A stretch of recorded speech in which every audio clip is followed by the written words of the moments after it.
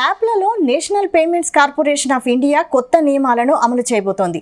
ఈ మార్పులు ముఖ్యంగా యూపీఐ సిస్టంపై ఉన్న భారాన్ని తగ్గించి లావాదేవీల వేగాన్ని, విశ్వసనీయతను పెంచడానికి ఉద్దేశించినవి. ఆగస్టు 1 నుండి రోజుకు 50 సార్లు మాత్రమే అకౌంట్ బ్యాలెన్స్ చెక్ చేసుకోవచ్చు. సర్వర్లపై భారాన్ని తగ్గించడం దీని ఉద్దేశం. మీ మొబైల్ నంబర్కు లింక్ చేయబడిన బ్యాంక్ ఖాతాల సమాచారాన్ని మీరు రోజుకు 25 సార్లు మాత్రమే చూడగలరు. ఇది కూడా అవసరమైన యూపీఐ కాల్స్ను తగ్గించడానికే. ఇకపై నిర్దిష్ట సమయాల్లో మీరు నెట్ఫ్లిక్స్ సబ్స్క్రిప్షన్లు, ఎస్ఐపీలు, ఈఎంఐలు లేదా ఇతర పునరావృత చెల్లింపుల కోసం సెట్ చేసుకున్న ఆటో పేమెంట్లు ఇకపై నిర్దిష్ట సమయాల్లో మాత్రమే ప్రాసెస్ చేయబడతాయి. ఈ ఆటో పేమెంట్లు పీక్ అవర్స్లో ఉదయం 10 గంటల నుండి మధ్యాహ్నం 1 గంట వరకు, సాయంత్రం 5 గంటల నుండి రాత్రి 9:30 గంటల వరకు ప్రాసెస్ కావు. ఇవి నాన్ పీక్ అవర్స్లో మాత్రమే జరుగుతాయి. దీనివల్ల పీక్ అవర్స్లో సిస్టంపై ఒత్తిడి తగ్గుతుంది.